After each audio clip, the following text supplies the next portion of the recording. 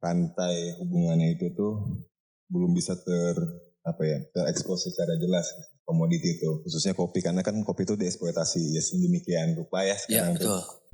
Sebenarnya begini, Kang, mimpi saya itu, kenapa saya tadi bilang melebar, justru yang saya inginkan adalah sok mangga di tiap daerah punya sistem pengolahannya masing-masing. Oke.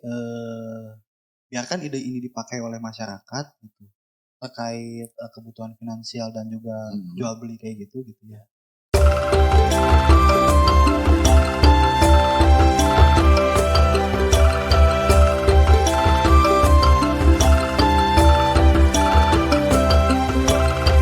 Halo teman-teman, Assalamualaikum warahmatullahi wabarakatuh. Waalaikumsalam.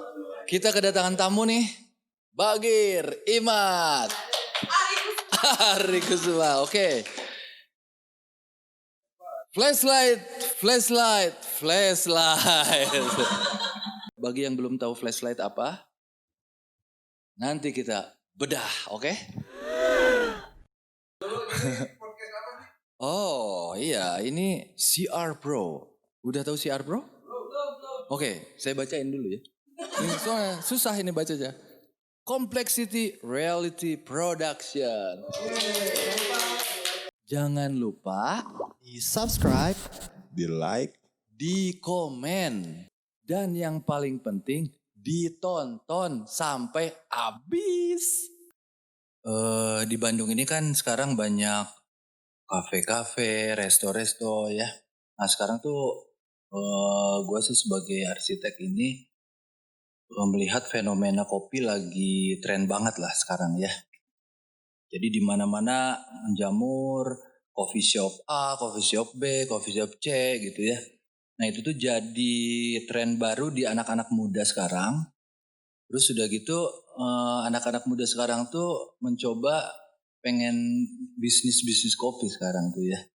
Nah yang gue tahu tuh lu sekarang kan ini lagi merintis tentang kopi ya. Nah dari dulu gue perhatiin konsen banget lah ke kopi ya. Nah kopi ini sekarang jadi tren populernya di anak muda. Nah kak gue lihat jadi tren itu sekarang juga coba merintis tentang kopi itu. Jadi kopi itu menariknya apa sih buat lu sebenarnya?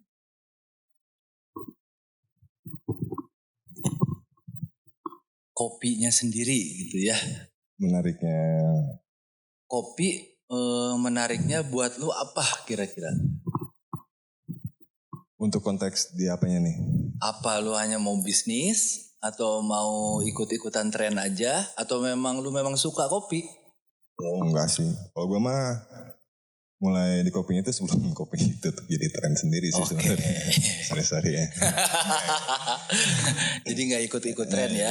Nggak ikut-ikutan lah kurang lebih. Cuma memang waktu pas mulai terjun di kopi itu pas memang hitsnya kopi itu mulai naik khususnya di Jawa Barat. Tahun berapa tuh? 2014. 2014 itu pas kalau nggak salah waktu Gunung Sinabung meletus. Jadi para pengusaha, para importir, para trader itu larinya ke Jawa Barat. Oke. Jadi di situ sekalian kopi Jawa Barat itu mulai dikenal. Nah sebelumnya tuh saya mulainya itu waktu sebelum ke kopi itu lagi melakukan kebetulan kegiatan penghijauan di Garut waktu itu. Saya waktu itu nanam sekitar 5 juta pohon, ikut program CSR Pertamina Foundation. Kalau di Garut itu kopinya kopi apa ya? Arabica. Oh Arabica. Arabica Robusta juga ada. Nah setelah penghijauan itu, karena berjalan tidak lancar, saya mencari suatu hal yang baru. Nah karena waktu itu kebetulan memang suka kopi, apa-apa harus pakai kopi gitu kan. Jadi ya, dan juga memang senangnya itu berkaitan dengan agribisnis, agriculture. Jadi saya banting setir dari penghijauan ke kopi. Jadi udah dari 2014 sampai sekarang ya? Terus pindah ke Palintang gitu? Ya jadi waktu itu mulainya di Garut. 2014 sampai 2015 pindah ke Puntang. 2015-16 tuh habis itu baru di Palembang. Berarti udah 6 tahun ya. Nah udah 6 tahun itu udah punya brand itu? Udah. Oh, brandnya apa tuh? Sundalogi. Sundalogi. Logi. Sundalogi ya. Oke. Apa artinya Sundalogi itu? Yes. Tadinya tuh mau pakai GY yang artinya pemikiran Sunda gitu kan. Cuman terlalu mewah. Jadinya saya dikerucutin lagi jadi biar lebih bisa familiar gitu. Jadi Sundalogi. Iya. Oke. Itu tuh kan gini. Si kopi itu kan hubungannya sama penikmat kopi ya. Nah kira-kira capturean Bagir tentang marketnya kopi ya, tentang pengguna kopi. Itu tuh sebenarnya kalau di kita tuh kayak gimana sih gambaran si para penikmat kopi di sini tuh? Untuk penikmat kopi sendiri sih kalau untuk Indonesia ya khususnya pasarnya secara general gitu ya. Di kita sih memang banyak kan tukang kopi semua, cuman mungkin untuk pemahaman kopi seperti apanya itu yang mungkin baru-baru sekarang awareness-nya baru muncul terutama untuk penikmat kopi hitam. Jadi ada juga paman saya kebetulan profesor di Malaysia di PBB, dia bilang kita tuh diketawain sama orang Malaysia. Kenapa tuh? Karena menurut orang Indonesia itu minum kopi hitam itu mistis. Jelek untuk kesehatan maksudnya. Yeah. Padahal kopi hitam itu sebenarnya adalah yang memang yang paling bagus kalau untuk kopi. Untuk diminum maksudnya karena khasiatnya ada di situ semua. Nah yang jadi masalahnya kan kopi hitamnya seperti apa sih yang diminum tuh. Jadi seperti apa tuh kopi hitamnya tuh? Kalau masalah enak atau enggak mah itu subjektif ya kalau jadi cangkir makan. Cuman yang benar itu yang secara prosesnya mulai dari farm to cup jadi dari mulai kebun sampai jadi cangkir kopi itu sudah melalui proses-proses yang seharusnya gitu ya. Oke. Nah itu kan tadi brandnya kan Sundalogi ya. Nah Sundalogi sendiri itu sebetulnya mappingnya tuh gimana sih pemasarannya tuh? Apakah itu udah berbentuk brand yang punya tempatnya atau kayak coffee shopnya atau masih pemasarannya di pasarin hanya person to person atau gimana tuh sekarang tuh Sundalogi? Untuk itu mah bukan untuk pemasaran juga ya sekalian, cuman kalau buat namanya sendiri itu mungkin nantinya itu buat nama semacam kayak koperasi gitu ya.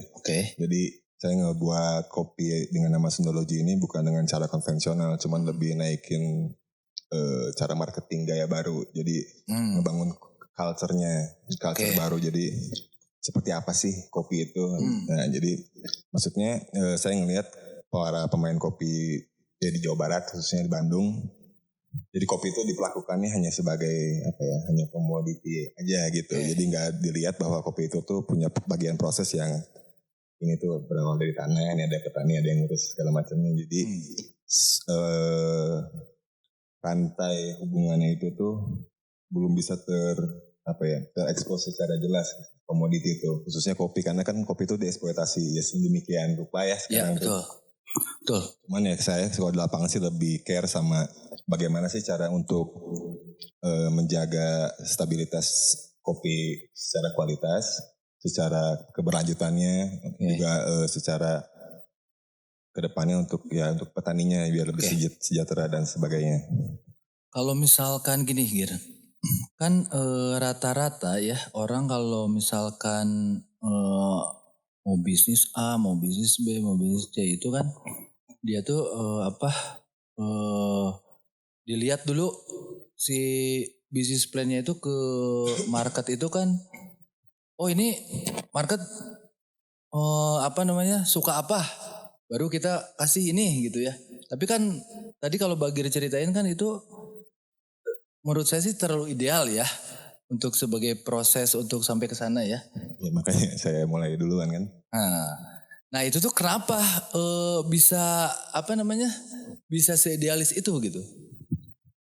Ya nggak sih dari situ sih selama itu masih relevan untuk dijalankan.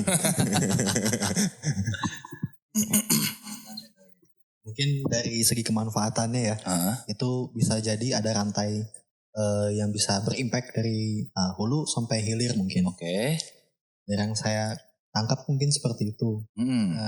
Ketika di dalam proses hulu sampai hilir itu dilaksanakan dengan cara relevan dan juga mengacu pada kondisi masyarakat itu sendiri, bisa jadi itu impactnya bisa jadi lebih besar.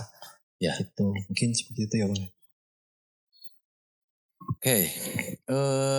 Gini. Untuk keadaan sekarang ini, lu tuh yakin nggak kalau produk lu tuh bisa bersaing dengan kopi-kopi yang tren sekarang? Kalau konotasinya bersaing sih enggak ya. Soalnya gimana mungkin mau bersaing kan belum ada yang kayak gitu. Oh iya sih ya. Nah inilah gini. Unusual thinking. Unusual thinking itu arti dasarnya bisa disebut juga beyond. Jadi beyond itu artinya pemikiran-pemikiran yang tidak populer. Nah, di zaman sekarang memang kelihatannya sulit ya mencari orang-orang yang tidak berpikir populer. Karena zamannya sekarang tuh udah zamannya orang harus mengikuti sesuatu yang populer ya. Populer sama dengan bisnis gitu ya sekarang. Nah, gue lihat tuh Bagir, Imad gitu punya pemikiran-pemikiran yang di luar kepopuleran lah. Gitu ya. Jadi orang ke depan, lu ke belakang. Gitu ya. Nah itu tuh kan sulit sebetulnya. Sulit karena nanti menemukan jalan hidup yang memang sulit juga sebenarnya. Karena gini, kalau populer mah gampang ya. Misalkan orang lagi perlu handphone, ya kenapa nggak jualan handphone ya? Udah pasti marketnya ada. Orang lagi kopi banget sekarang. Kopinya pakai susu, di blend gitu, terus dikemas-kemas. Orang ngerasain enak, banyak ya yang beli ya. Tapi kalau kita kembaliin lagi ke kopi yang originalnya harus seperti yang tadi Bagir ceritain. Nah kayaknya sih marketnya juga kan perlu diedukasi ya. Nah kayaknya rantainya tuh lebih panjang daripada orang-orang yang menggarap bisnis populer kan ya. Nah justru ini jadi jadi pembahasan kita sekarang ini bahwa ternyata di zaman sekarang itu masih ada orang-orang yang unusual thinking. Nah, unusual thinking itu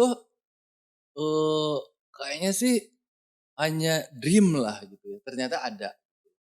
Nah, makanya saya sendiri mengapresiasi teman-teman punya pemikiran yang seperti itu. Nah, kalau itu bisa bertahan dalam jangka waktu yang lama, mungkin ini bisa jadi contoh untuk meresonansi yang lain kan gitu ya. Dalam pekerjaan apapun. Jadi orang-orang yang menobrak sesuatu yang populer, nah itulah orang-orang yang akan menembus sesuatu yang baru di suatu hari nanti ya. Nah, oke. Kita lanjut lagi. Kita ke Imad dulu aja ya. Oke. Mat, gini Mat. Saya sih lihat Imad kan lagi punya kegiatan pengembangan ke backlog jamur ya. Ya, betul. Nah, itu tuh kan kalau saya lihat di dunia ini kan sebetulnya perkembangan jamur sampai sekarang kan sebetulnya udah macam-macam ya. Nah, terus saya juga tahu Ima tuh justru mengembangkan backlognya ya. Ya, betul. Betul ya? Ya. Oke. Tapi basicnya itu justru pemberdayaan masyarakat ya? Iya, betul. Oke. Nah, itu tujuannya meresonansi masyarakat untuk aware terhadap limbah, betul ya? Betul. Oke. Kenapa limbah, kenapa jamur gitu? Oke. Sebenarnya ini bermula dari background keluarga saya pribadi ya. Oke. Jadi nenek saya itu salah seorang yang bergelut di bidang agrikultur dan juga pengembangan mikrobiologi. Nah, di sini yang saya fokuskan adalah sebenarnya pengalaman saya sendiri bermula dari Palintang, kebun Palintang gitu. Di situ saya merasakan kekeluargaan yang sangat erat dan jauh sekali dari nilai komersil. Oh dulu garap bareng ya di Iya, Palembang ya? sempat membantu menggarap gitu. Nah, bukan meneruskan ya, muncul dari ide masyarakat gitu, di mana banyak limbah yang menumpuk. Awalnya saya ingin memanfaatkan limbah kulit kopi di sana. Jadi kan ketika produksi kulit kopi banyak yang tersisa gitu ya. Oke. Nah, setelah beberapa proses di lapangan, saya sempat berpikir gitu, kalau misalkan memang kan Palintang tuh agak jauh jaraknya ya gitu. Mungkin untuk langkah praktiknya saya agak jauh juga. Nah, bagaimana caranya saya untuk bisa menemukan hal terdekat di sekitar saya? Maka dari situ saya fokus ke ampas kopi. Di mana ampas kopi itu dihasilkan dari tiap rumah, dari tiap kafe dan lain-lainnya gitu. Ya. Nah, ampas kopinya itu dari masyarakat sekitar atau gimana? Betul, dari masyarakat sekitar. Jadi target awalnya kan dari perkebunan. Cuman kan kalau Jadi dari orang-orang yang mengkonsumsi kopi. Iya, pada akhirnya jadi orang yang mengkonsumsi kopi. Karena Oke. kalau perkebunan kan terpatok sama masa panen. Oke. Kalau ampas kopi enggak. Kita kan ngopi nih, jangan ngopi nih. Kopi, ampasnya dikumpulin. Iya, dikumpulin lalu diambil untuk jadi Diambil, backlog. jadiin backlog. Backlog Nah, jamur, backlog betul. itu untuk backlog jamur Iya, gitu media ya. tanam. Oke, jadi jamurnya itu jamur apa sebenarnya? Nah, kebetulan untuk saat ini saya mengembangkannya hanya di varietas jamur tiram. Jamur tiram. Tapi saya juga lagi mencoba develop di bagian jenis jamur merang dan juga jamur susu. Oh, Iya. oke. Oke, yang belum tahu jamur tiram itu apa ya? Jamur tiram itu oyster mushroom yang biasa dipakai buat jamur crispy. Oh, yang ada di apa? Iya. Ini ya, tukang-tukang iya kayak gitu. gorengan ya? Iya, gorengan Oh, gitu. oke. Jadi ampas kopi Iya. dijadiin backlog, berarti nanti bibitnya ambil dari luar gitu? Iya betul. Bibit Tapi jamurnya? kebetulan saya sudah berhasil mengembangkan sih untuk bibit varietas F0 sampai F1. Jadi itu kalau kita bicara tentang bibit, berarti kan kita bicara tentang awal mula kultur jaringan. Oke, bentar, Mat. Oke. Yang belum tahu F1, apa tadi? F2, F0 itu ya. Itu apa tuh? F1. Jadi sebenarnya untuk jamur sendiri, cara pembibitannya itu kan melalui kultur jaringan dengan media PDA. Jadi seperti kayak media bukan pencangkokan, pengembangan bibit dari miseliumnya. Nah, setiap turunan itu mempunyai kualitas masing-masing. Nah, kualitas itu ditentukan, itu disebutnya F0, F1. Misalkan dari F0 diturunkan menjadi F1. Dari F1 dikembangbiakan lagi menjadi F2 dan seterusnya. Oh iya, oke. Pusing. Mat, gini Mat. Iya. Kalau ntar ya, backlog kan, backlog itu kan media ya. Iya, media tanam. Berarti media itu sebetulnya nggak usah jamur aja kan? Maksudnya media untuk tanam kan? Iya. Selain jamur tuh bisa nggak ditanamin apa gitu? Nah, kebetulan kan untuk jamur sendiri kan ada 2 substrat utama. Jadi substrat ini sebenarnya tidak bisa diterima tumbuhan lain gitu. Jadi dia harus ada substrat yang bersifat medianya sendiri, misalkan kayak ampas dan lain-lain gitu atau jerami. Ada juga substrat yang bersifat pusat nutrisi.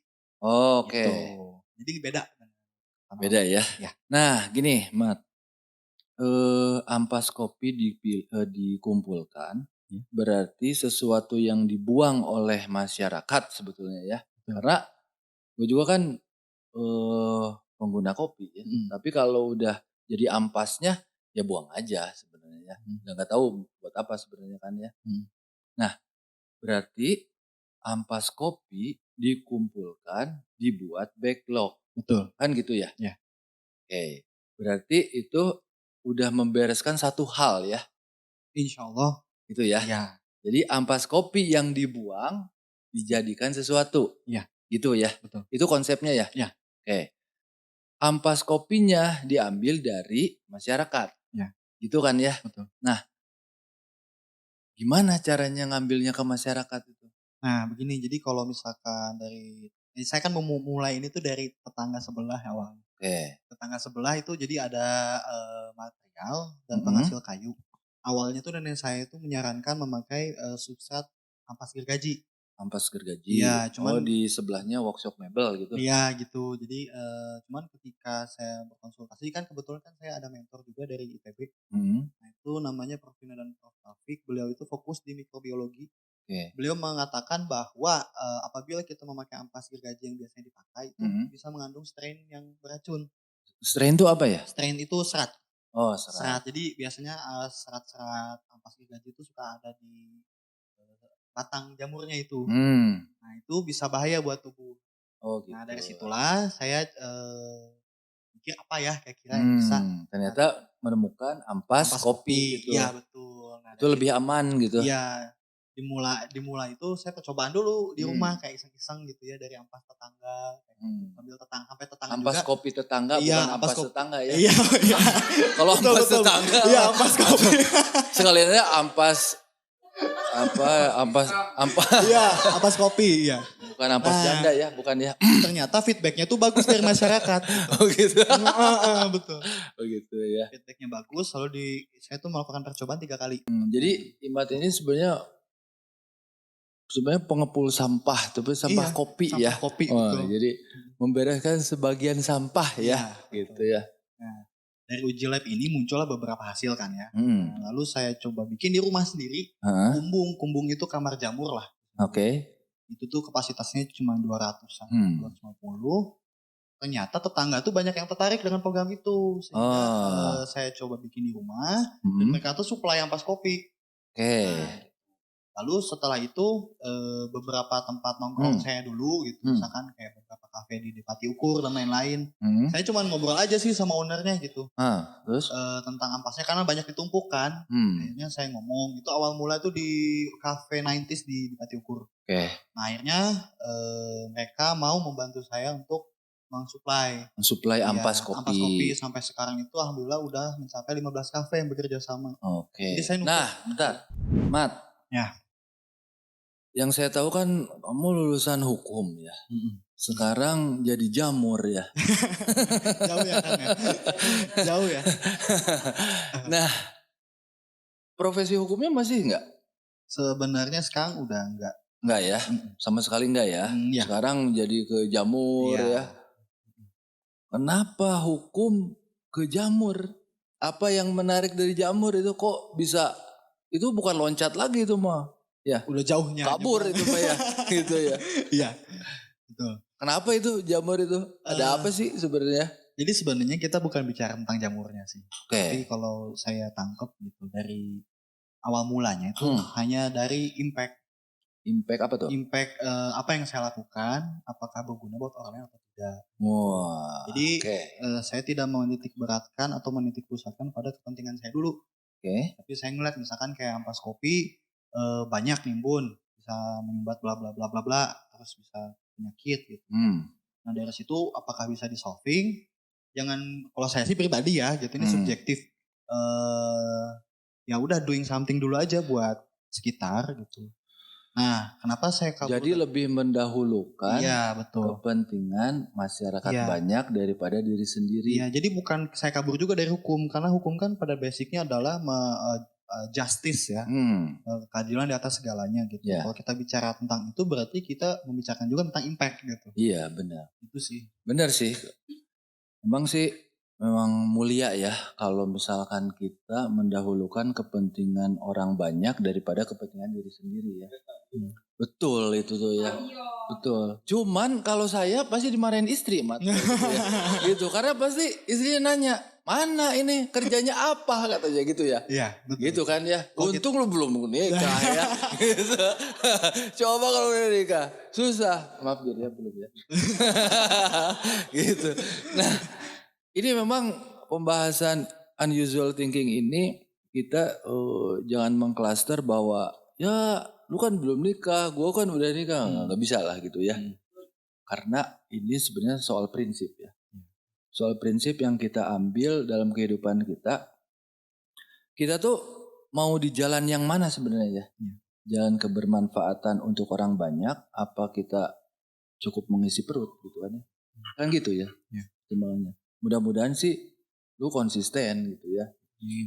Kalau udah nikah terus isinya gini-gini terus ini kapal oleng gitu ya. Gitu. Kan gitu ya. Iya betul. Itu pasti cobaannya kayak gitu ya. Cobaan sih. Nah, nanti kita lihat aja deh masih konsisten apa enggak nih ya. Waduh. Gitu. Nanti cap unusual thinkingnya dicabut ya. Wah jangan. Gitu kan ya. Nah, Mat, gini Mat. Gimana Kang? Emang ini kan butuh konsistensi yang serius ya sebenarnya. Karena kebermanfaatan ini justru dikedepankan daripada diri sendiri dulu ya. Nah, kira-kira ini di planning apa enggak di planning ini? Apa biarin mengalir apa adanya gitu? Oh dari Kegiatan dari ini. segi praktiknya gitu ya. Sebenarnya gini, ketika kita memang membicarakan tentang impact buat orang banyak, biasanya kita akan melihat tren gitu ya. Tren muncul kita buat sesuatu. Nah kalau kita hanya melihat pattern itu, terkadang pattern yang biasa-biasa saja seringkali menjadi pemikiran orang pada umumnya. Oh betul. Iya kan? Iya Nah, betul. ketika kita mencoba melihat hidden pattern dari sesuatu, justru terkadang dari yang merasa tidak dibutuhkan itulah yang justru akan solutif. Edan. Oke, tepuk tangan dulu teman-teman. Nah, waduh. Dan impactnya kan, impactnya itu adalah meskipun saya dapur oleng lah atau segala macam gitu ya, kita itu kan dipisahkan dari konsep ini sebenarnya. Tapi pada praktiknya adalah ketika berjalan, seakan-akan apa yang saya dapatkan itu tidak disengaja gitu. Dan selalu ada feedback yang membantu saya di sekitar saya gitu. Nah gini Mat, kalau ternyata di tengah jalan ada opportunity ya, ini bisa dikembangkan jadi bisnis yang besar. Tapi jadi bisnis ya, maksudnya bisnis yang besar, demand yang besar, akhirnya jadi industri. Terus jadi ada target-target tertentu yang melebihi kapasitas kebermanfaatan ya, kira-kira kebayang kan? Nah, bakal tertarik apa enggak? Sangat tertarik gitu. Hanya saja ada beberapa batasan yang sudah saya patrik di otak saya menjadi sebuah prinsip. Yaitu sebesar-besarnya bisnis ini berkembang menjadi sebuah industri, sebisa mungkin dia tidak melebar ke atas. Nice. Jadi tidak melebar ke atas, tapi tapi melebar ke samping. Gitu. Jadi melebar ke atas itu kan Lemak intinya berarti memperkaya. Kalau kita bicara tentang ke atas kan berarti lemak ya. Maksudnya kita kalau melebar ke samping lemak, ya lemak gitu. juga sih. Tapi ke atas ini. Tapi gini maksudnya. Gimana? Versi realnya adalah kalau kita bicara tentang melebar ke atas berarti kan atas tuh satu linear. Garis.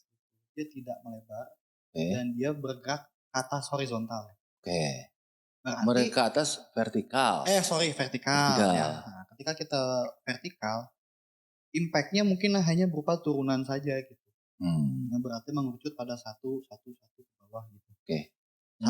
Memang sih betul ya. Prinsip-prinsip orang-orang bisnis modern yang tidak peduli dengan masyarakat, sebetulnya prinsip-prinsip mereka selalu ke atas ya. Karena ujung-ujungnya mereka itu inginnya sih monopoli ya. Memperkaya diri sendiri. Betul, memperkaya diri sendiri. Kalau melebar itu justru menjawab masalah memperbanyak kebermanfaatan kan ya. Betul. Nah ini kan kelihatannya mulia sekali ya konsepnya. Nah ini sampai titik tertentu nanti ini kan kalau terus-terus dilanjutkan mungkin berkembangnya bakal cepat ya. Ya kan? Nah ini orang pengguna kopi, Bagir tahu sendiri kan ya, kebunnya kopi banyak nih di mana-mana ya, apalagi di Bandung ya, di titik apa, di gunung apa tuh banyak. Konsumen kopi banyak. Terus masyarakat yang menikmati kopi ini kan setiap hari nih, mungkin dari pagi, siang, sore, malam ya. Ampas kopi kan nanti numpuk banyak tuh. Kemungkinan untuk backlog jadi banyak juga kan ya. Nah, Terus udah gitu nanti dibuatlah itu menjadi backlog jamur kan. Ya. Nah jamurnya sendiri menjadi sebuah komoditi sendiri dia ya. Iya. Nah itu diambil dari masyarakat, terus jamurnya dikembangkan, kemudian jamurnya nanti dipasarkan Iya, gitu bisa kan. dipasarkan, bisa dikonsumsi sendiri. Tuh. Nah itu ini bodoh-bodohan saya aja ya. Jamurnya dikembangkan sama Imat, dibisniskan sama Imat, kopinya ampasnya gratis gitu kan ya. Iya. Nah lama-lama kan sebetulnya kalau logikanya Imat yang untung dong ya. Iya. Ya kan Ya, gitu ya. Hmm. Nah lama-lama kalau ini bodoh-bodohan aja ya. Ya. Masyarakat tahu nih. Wah Imat nih sekarang jadi pengusaha jamur nih. Dari ampas kopi kita. Ya. Kalau suatu saat nanti masyarakatnya gini misalnya. Udah Mat kalau gini ampas kopinya saya jual aja. Nah kira-kira itu pemikiran Imat ini pendekatan ke masyarakatnya itu apa sebenarnya? Sebenarnya begini, Kang, mimpi saya itu, kenapa saya tadi bilang melebar, justru yang saya inginkan adalah sok mangga di tiap daerah punya sistem pengolahannya masing-masing. Oke. Biarkan ide ini dipakai oleh masyarakat gitu, terkait kebutuhan finansial dan juga jual beli kayak gitu ya. Terkait komoditasnya itu saya serahkan aja pada masyarakat. Berarti Imat itu sebetulnya membuat prototipe. Iya, untuk bisa dimodelkan di manapun. Oke, jadi sebenarnya ilmunya dan prakteknya akan dikembalikan ke masyarakat. Betul. Oh, ya, gitu. Tapi ada validasi terhadap hal itu. Oke, tepuk tangan buat Imat. Iya betul. Developing. Oke, itu keren ya. Kita balik lagi ke Pak Fuad ya. Gir.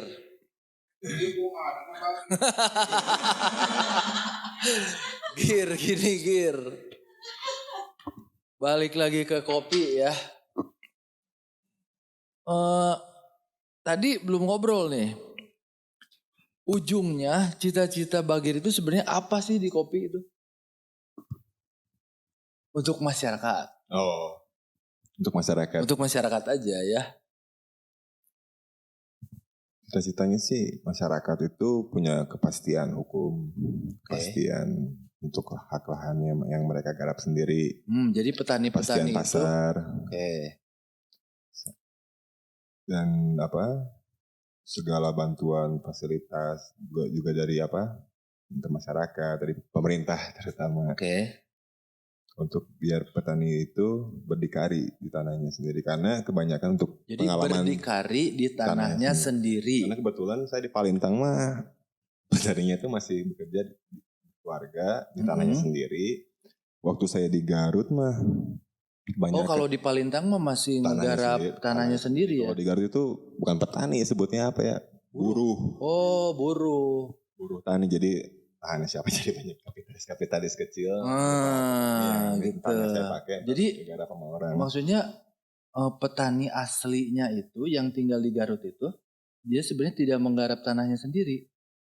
Petani asli mah ya menggarap tanahnya sendiri. Maksudnya yang bekerja sekarang yang kita lihat seakan-akan itu tuh petani itu ya bukan petani. Pada kenyataannya gitu. Mayoritas kebanyakannya. Iya. Nah itu ini kan kalau di Palintang itu udah pasti nih ya, kebun sendiri, petaninya memang yang punya kebun gitu kan ya. Nah itu sih beda kasus ya sama yang di Garut ya, yang buruh itu ya.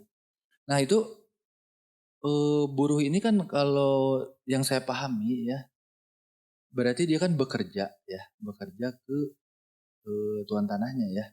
Nah terus udah gitu ada yang pengelola bisnis kopinya berarti ya. Dia hanya menyuruh nanam, terus udah gitu maintain ya, terus udah gitu panen, nanti hasil kopinya diambil sama mereka. Merekanya tuh dapat upah aja berarti kan ya? Iya. Oke.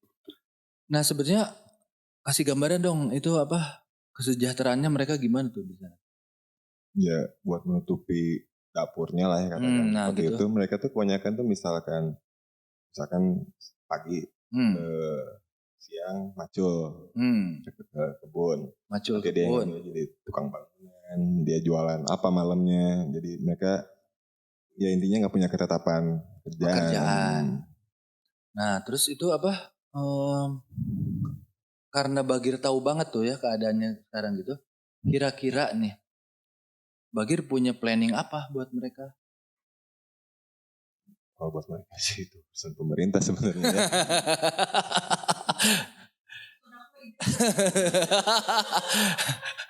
Cuman kalau yang saya coba lakukan di Palintang khususnya sih, pertama tuh mengedukasi petani dengan cara turun bareng, bikin sesuatu yang menghasilkan kopi tuh bisa bikin kita tuh bukan hidup nyaman ya, tapi bisa hidup dengan cara mengolah tanahnya dengan baik dan benar gitu. Juga kan saya juga memposisikan di Palintang itu bukan sebagai pengusaha mereka yang mengatur bisnisnya itu enggak gitu. Justru posisi saya di sana itu ya kayak ibarat saya itu bekerja sama mereka gitu. Jadi kita punya visi sama common sense yang sama gitu bahwa ada yang salah nih. Oh, jadi Bagir tuh ngelihat ada sesuatu yang salah di Palintang dan tuh. mereka juga gitu kan, itu kan sesuatu yang aneh gitu ya, yang salah. Kira-kira apa tuh yang salahnya? Ya, yang salah itu ya dari mungkin kalau bahasa general itu dari sistem, terus dari pasar, pangsa pasar yang serba diatur semuanya gitu kan, tapi nggak kelihatan, cuma kan berasa gitu di petani. Terus juga bantuan yang dari pemerintah yang bisa dikatakan niat sih ngebantu gitu, jadi sakit tuntas gitu kalau nggak ngebantu tuh. Jadi karena juga tidak ada konsep yang dari pemerintah yang sifatnya menyelesaikan, jadi kita coba buat bikin sebuah prototype lah, sebuah percontohan dengan lahan di Palintang bersama bareng petani, tapi nggak semua petani di sana juga di Palintang, jadi cuman saya bareng sama petani Abah Amin ini gitu di sana. Bikin prototype gimana caranya sebetulnya menggarap kebun kopi yang benar. Cuman bukan dari yang benarnya seperti apa, cuman lebih dari ke sistemnya sih seperti apa, kerjasama seperti apa sih yang mau kita pakai gitu, karena kalau mau nerapin sistem yang ada sekarang juga hampir nggak ada yang bisa dipakai gitu. Nah gini supaya kita ngerti banget gitu ya. Jadi gini, ini kan sebenarnya di Palintang itu sebelum ada Bagir di sana juga dia udah berjalan ya,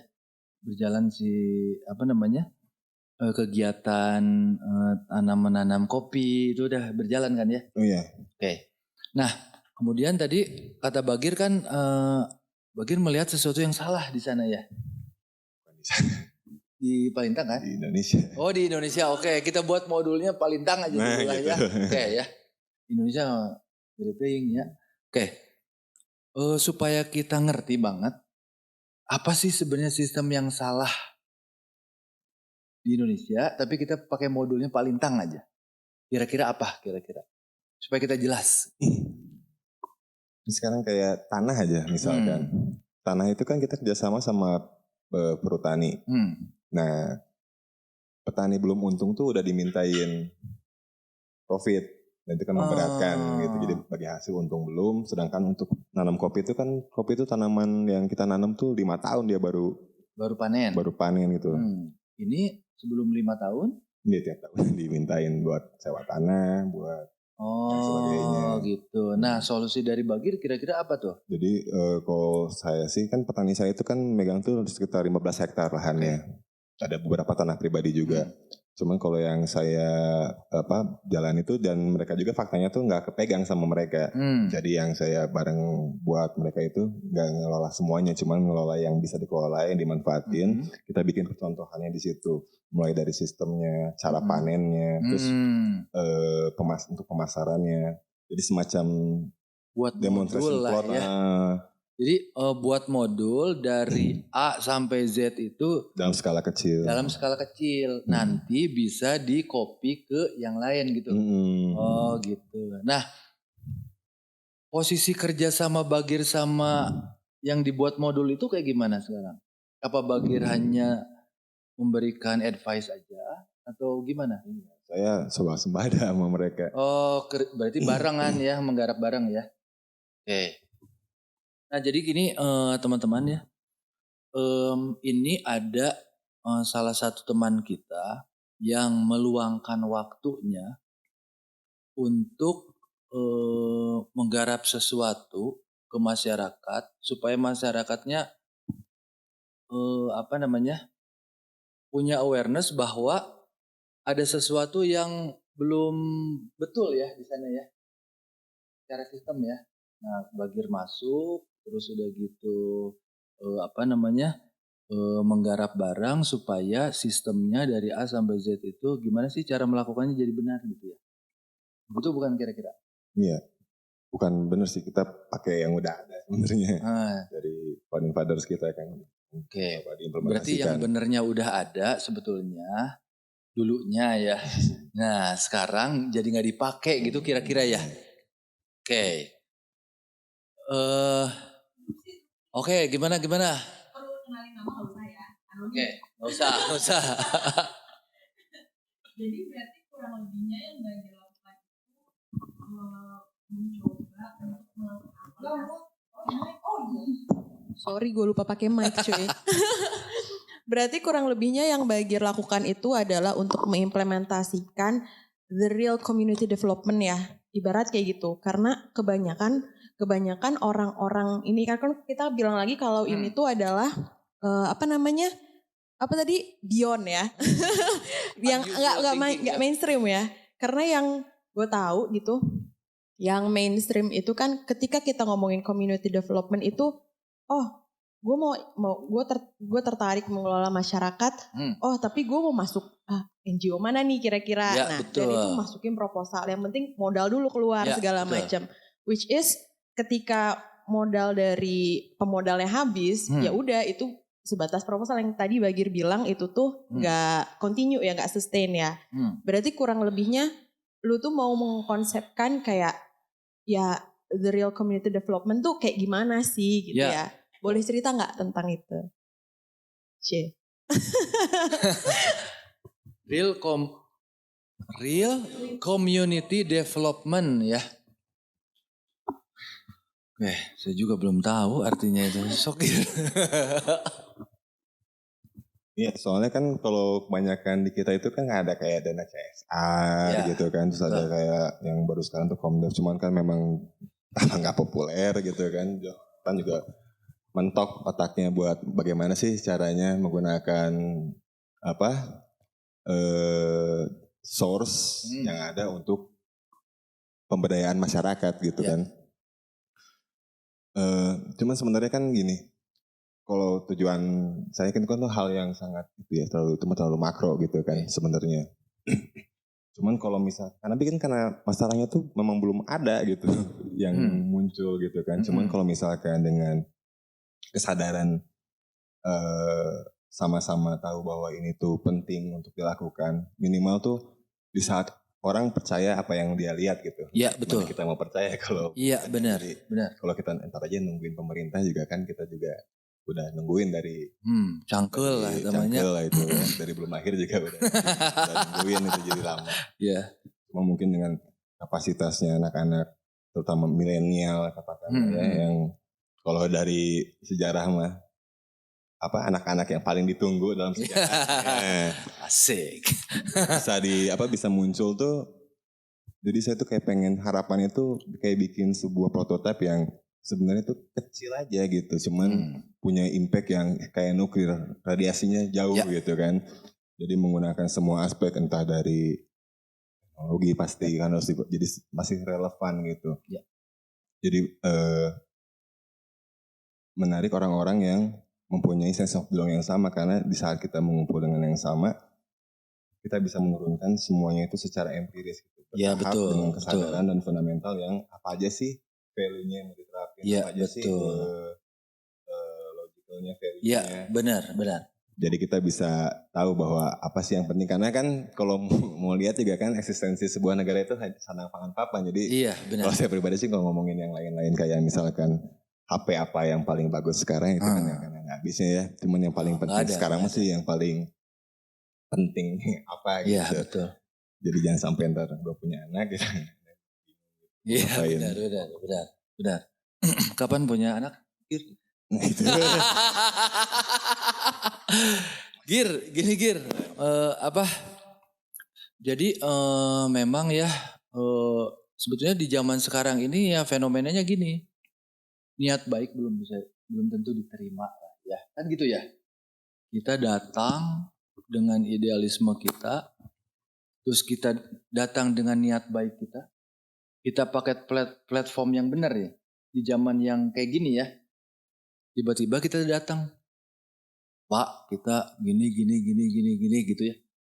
Ngajak sesuatu yang benar. Mungkin logikanya di zaman sekarang tuh, iya nawaran sih budak gitu ya. Kan gitu ya. Nah gitu. Ini pasti ada udang di balik batu kan gitu ya. Curiganya tuh gitu ya, pasti ya.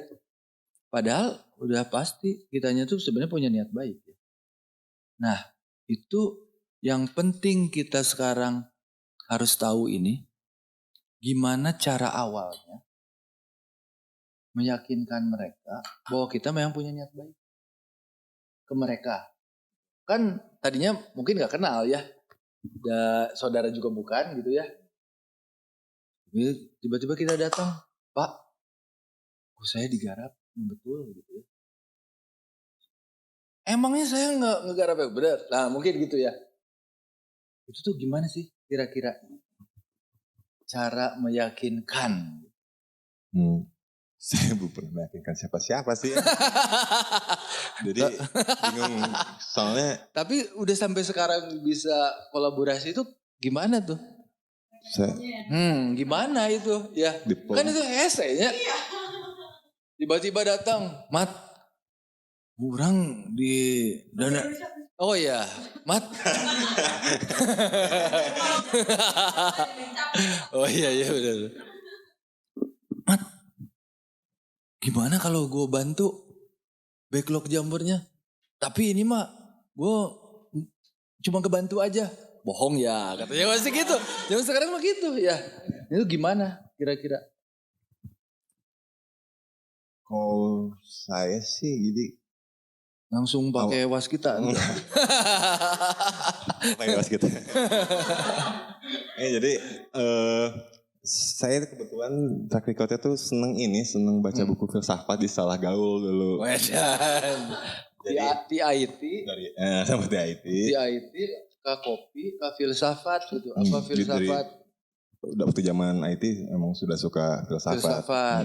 Cuman gak lulus, gak masuk ke filsafat gitu. Bukan. Jadi gak seru gitu kalau di IT tuh memang uangnya besar. Pada saat itu memang besar cuyah lah gitu. Cuyah tuh ya. Oh piti. Banyak uang lah, glamor lah. Secara uang. Cuman bagus ya teknologi itu ya bagus untuk kita buat tukar informasi. Untuk di zaman teknologi ya pas untuk apapun itu tuh bagus. Cuman sangat-sangat menurut saya itu sangat-sangat buruk untuk human interaction itu.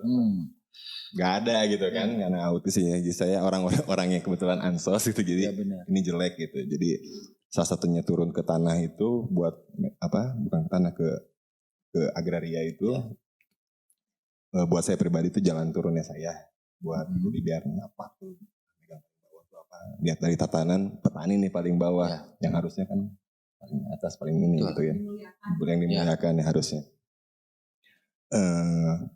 Jadi pas mulanya juga karena saya suka tokoh Sultan Syahrir ya, yang menggagas revolusi diplomasi. Jadi saya diplomasi ya. Jadi kita nggak usah berkuar-kuar teriak-teriak. Ini udah gua bagus nih ya. Dengan kata-kata yang berbau agitasi gitu kan. Iya. Orang-orang radikal gitu ya tanpa berpikir dengan logis.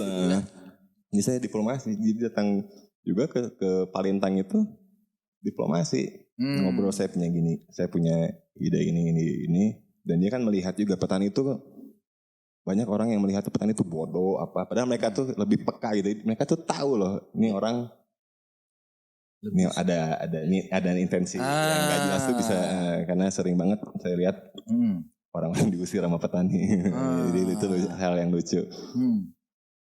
Nah, jadi sebenarnya petani juga tahu ya, mana orang benar, mana orang nggak benar. Maaf ya.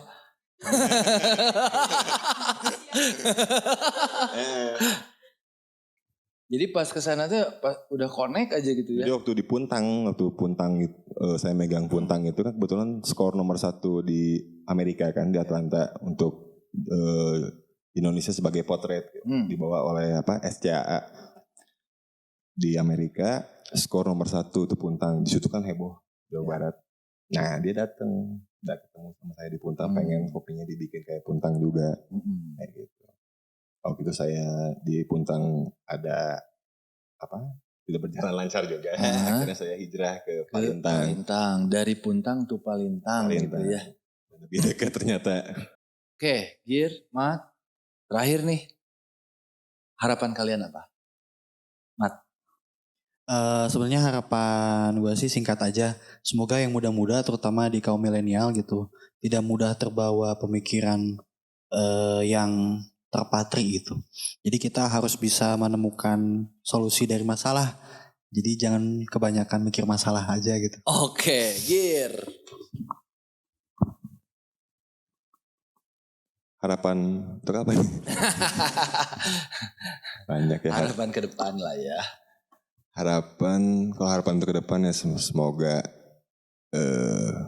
angkatan saya, angkatan tua, maaf ya, dan semua masyarakat khususnya Indonesia jadi bisa menjadi lebih baik. Amin. Dan untuk yang muda-mudanya juga bisa muncul ke permukaan dengan originalitasnya masing-masing untuk membangun bangsanya sendiri. Oke, orisinal. Tepuk tangan semuanya. Thank you Gir, thank you Mat. Sampai ketemu lagi.